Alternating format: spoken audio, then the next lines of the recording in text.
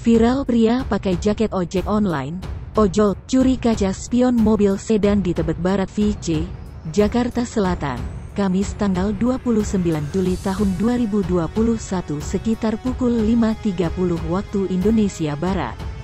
Dalam rekaman CCTV, terlihat pelaku melintas di area parkiran mobil yang sepi. Pelaku lalu menghentikan sepeda motor sembari melihat kondisi di sekitar lokasi. Merasa situasi aman, pelaku lalu turun dari sepeda motor tanpa mematikan mesin kendaraan.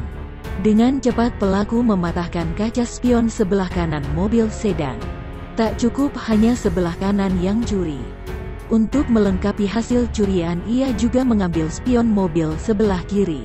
Setelah berhasil mencuri sepasang kaca spion, pelaku lalu dengan santai kabur meninggalkan lokasi.